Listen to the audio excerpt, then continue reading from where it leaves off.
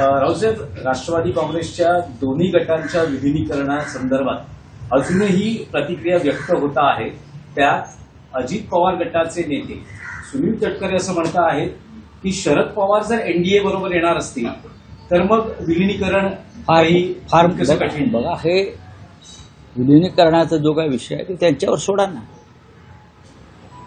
आपण कशाला त्यातमध्ये पडायचं? किंवा त्या शिवसेनेचा काय संबंध आहे? हा त्यांचा विषय असेल तर तो त्यांनीच त्यातून मार्ग काढावा किंवा निर्णय घ्यावा. प्रत्येक वेळेला तुम्ही इतर पक्षांच्या नेत्यांना विचारणार विलिनीकरण हा त्यांचा विषय, आमचा नाही आहे. पण मला गंमत वाटली की आता सुनील तटकरे हे शरद पवारांना मार्गदर्शन करत आहेत. हे फार इंटरेस्टिंग आहे. सुनील तटकरे हे शरद पवारांना अटी किंवा मार्गदर्शन करतात. पण सोडून द्या, बोला आणखी काय. राऊसाहेब, विषय यासाठी महत्वाचा आहे कारण महाराष्ट्रातला एक प्रमुख प्रादेशिक पक्ष आहे आणि विलिनीकरणावर महाराष्ट्रातलं पुढचं बरंचसं राजकारण अवलंबून आहे किंवा घडामोडी घडणार आहेत. म्हणून वारंवार दोन्ही राष्ट्रवादीच्या विलिनीकरणासंदर्भात प्रश्न किंवा मुद्दे उपस्थित मुळात असं आहे की अजित पवार यांच्या दुःखद निधनानंतर या विलिनीकरणाच्या प्रक्रियेचं राजकारण जास्त जोरात सुरू झालं. विशेषतः अजित पवार गटाकडून, ज्यांना शरद पवारांनी राजकारणात आणले, पद आणि प्रतिष्ठा दिली,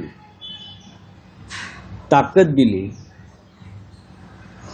ते आता शरद पवार यांनी काय करावं आणि काय करू नये असे सल्ले देत आहेत. पण हा त्यांचा सर्वस्वी प्रश्न आहेच. आता शरद पवार साहेब आणि अजित पवार गटाच्या नवीन नेत्यांमध्ये काय चर्चा होणार किंवा झाली याच्याविषयी आम्हाला काही घेणं देणं नाही आहे. आमचा विषय इंडिया ब्लॉकशी आणि महाविकास आघाडीशी आहे. या क्षणापर्यंत माननीय शरद पवार आणि त्यांचा पक्ष राष्ट्रवादी काँग्रेस हा इंडिया ब्लॉक आणि महाविकास आघाडीचा सदस्य आहे. आम्ही आमचा संबंध या विषयापुरताच आहे. आता ते जे काय पतंग उडवले जात आहेत विलिनीकरणाचे, एक गट म्हणतो चर्चा झाली, एक गट म्हणतो चर्चा झाली नाही. विश्वास कोणावर ठेवायचा? काल शरद पवार आणि सुमित्रा पवार यांची पाऊण तास चर्चा झाली. मग काय त्यांच्या सुनबाई आहेत त्या? असं आहे ना की सुमित्रा ताईंनी पती गमावलेला आहे. शरद पवारांनी फक्त पुतण्या नाही, ते त्यांच्या मुलासारखे असलेले अजित पवारांना गमावलेला आहे. मी पुतण्या असलं तरी त्याच्यामुळे शरद पवार जर त्यांच्या सुनबाईंच्या घरात अजित पवारांच्या घरी गेले असतील तर त्यात पत्रकारांनी प्रश्न विचारावेत असं काही नाही ना. नाही, पण राऊसाहेब, शरद पवार प्रसार माध्यमांशी संवाद साधताना एक मुद्दा अधोरेखित करत आहेत की विलिनीकरणाची चर्चा अजित पवारांशी आमच्याबरोबर होत होती, मुख्यमंत्री या चर्चेत नव्हते, त्यामुळे त्यांना अधिकार नाही. हे मीही सांगितलेलं आहे की फडणवीसांवरती विश्वास नसेल अजित पवारांचा आणि विलिनीकरणाबाबत काही चर्चा नक्कीच सुरू होती याची आम्हालाही माहिती होती आमच्याकडे. पण त्या चर्चेला त्यांच्या खीळ बसली, त्यांचं राजकारण होतं. त्याच्याशी शिवसेना काँग्रेस पक्षाचा काही संबंध येईल असं मला वाटत नाही. जेव्हा ते निर्णय घेतील दोन पक्ष, तेव्हा महाराष्ट्राच्या राजकारणामध्ये काय बदल होतील तेव्हा तो प्रश्न आम्हाला विचार. पण त्याला अजून वेळ आहे. आणि आता अजित पवार गटाचे लोक ज्या पद्धतीनं आपल्या भूमिका मांडतायत तेव्हा मला असं दिसतंय की प्रफुल्ल पटेल असतील, सुनील तटकरे, हसन मुश्रीफ हे एकेकाळचे शरद पवारांचे चेले शरद पवार साहेबांना आणि त्यांच्या पक्षाला त्यांच्याबरोबर घ्यायला इच्छुक दिसत नाहीत, कारण अमित शहा आणि मोदींची इच्छा नसावी. पवारांना क्लीन चिट दिल्याचं मुगा प्रकरणात समोर येत आहे. अजित पवारांच्या निधनानंतर ज्या काही घडामोडी घडत आहेत त्यातली आजची एक महत्वाची डेव्हलपमेंट आहे की मुंडवा जमीन प्रकरणात पार्थ पवारांना क्लीन चिट आहे. हायकोर्टाने याच्यावरती काही ताशेरे मारले होते.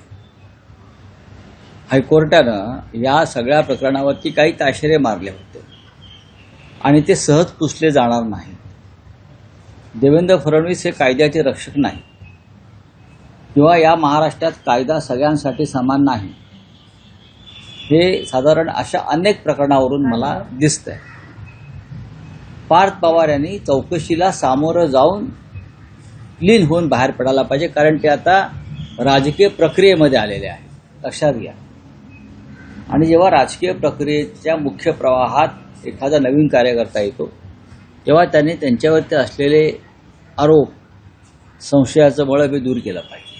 नाही, पण या अहवालात असं म्हटलेलं आहे की पार्थ पवार यांचा या व्यवहाराशी काही संबंध दिसत नाही, कारण कुठल्याच कागदपत्रांवर त्यांच्या सह्या नाही किंवा त्यांची संमती नाही.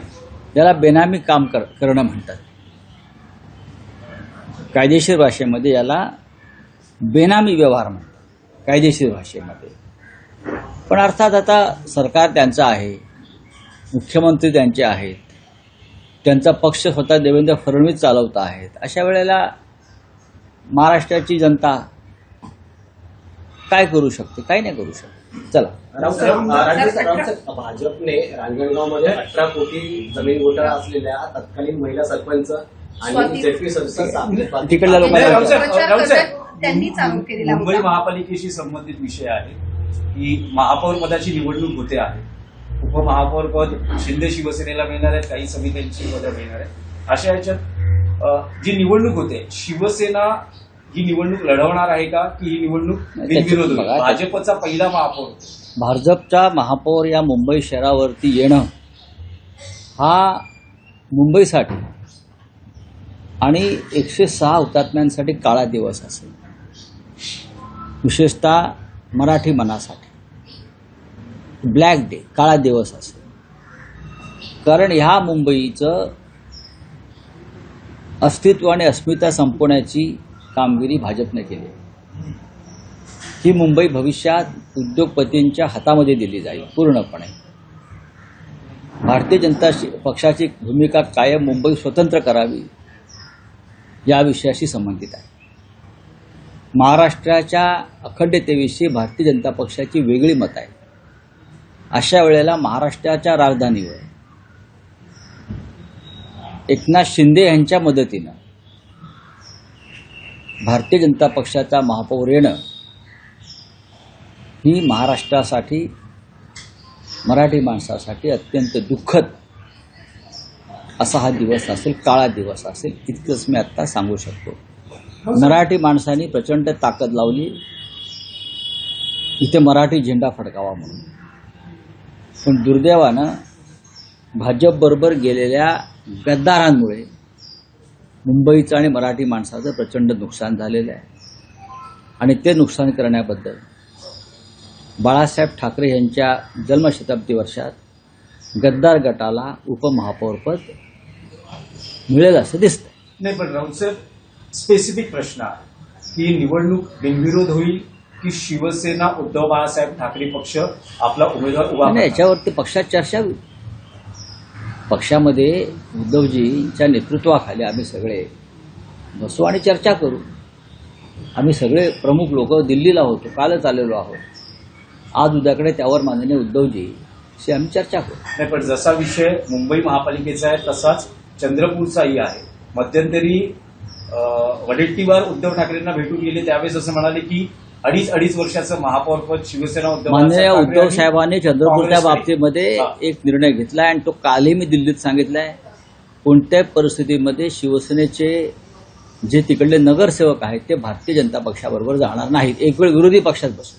नाही, पण काँग्रेस हायकमांडनं जो निर्णय दिलेला आहे काँग्रेसच्या बाबतीत, ज्यात वडेट्टीवारांच्या गटाला 2.5 वर्षासाठी आणि धानोरकर गटाला 2.5 वर्षासाठी महापौरपद मिळेल, अशा वेळी जी शिवसेनेची मागणी आहे 2.5 वर्ष महापौरपद त्यांना मिळावं, तर ती मग मागणी कशी पूर्ण होणार? जर तुम्ही पाठिंबा देणार असाल काँग्रेसला तर पाहू ना, आमच्यावर सोडा ना. हे आमच्यावर सोडा, मीडियावर सोडून चालणार नाही ना. ते चर्चेला तुम्ही जाणार तर आम्ही जाणार आहोत, आम्ही जाणार, आमचे लोक जातील. पाहू आज उद्याकडे होईल तो. निवडीच्या आधीच त्यांच्या 2.5 कोटींच्या गाड्या खरेदीचा प्रकरण असं आहे की त्यांना खरेदी विक्रीमध्ये फार रस आहे भारतीय जनता पक्षाला. आता महापौरांसाठी गाडी घेतली असेल तर त्यांना फिरू द्या. कोण बघते भाजपच्या महापौराकडे रस्त्यात? मुंबईमध्ये शिवसेनेच्या महापौरालाच तेज आहे, ताकद आहे.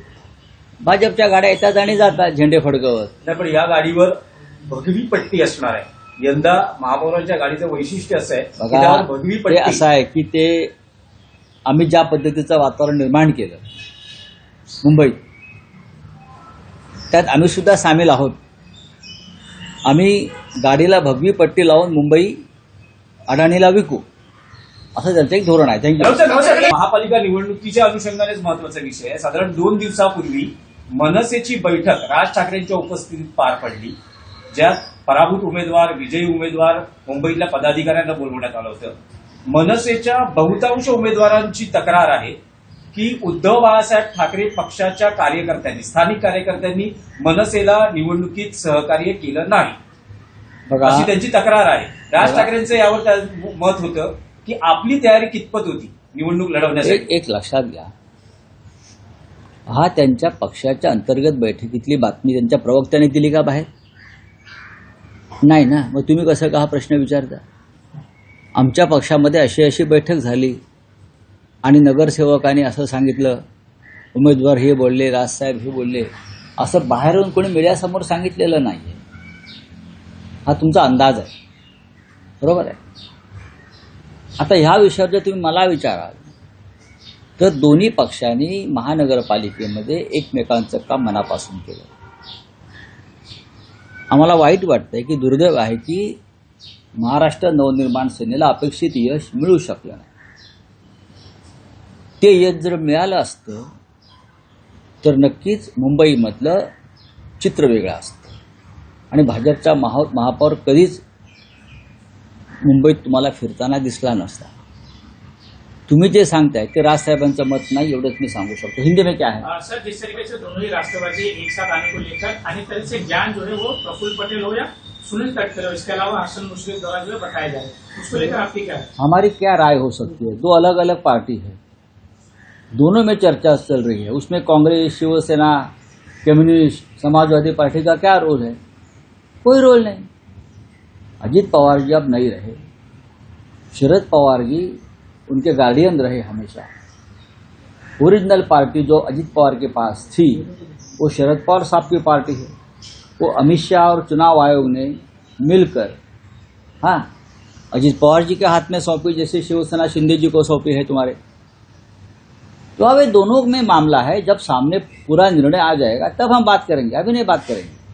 अभी मैं इतना ही कहूंगा, शरद पवार साहब महाराष्ट्र विकास आघाड़ी में है. शरद पवार साहब और उनकी पार्टी इंडिया ब्लॉक में. जब उनका कुछ निर्णय होगा और अधिकारिक तौर पर वो सबको बताएंगे तब हम उनके ऊपर रिएक्शन देंगे.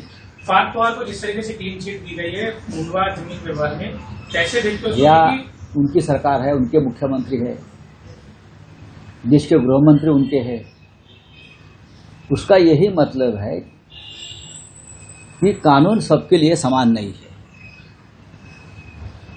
मेरी पार्थ पवार से कोई व्यक्तिगत दुश्मनी नहीं है, लेकिन अगर आपका नाम आया है तो ये आपकी जिम्मेदारी है.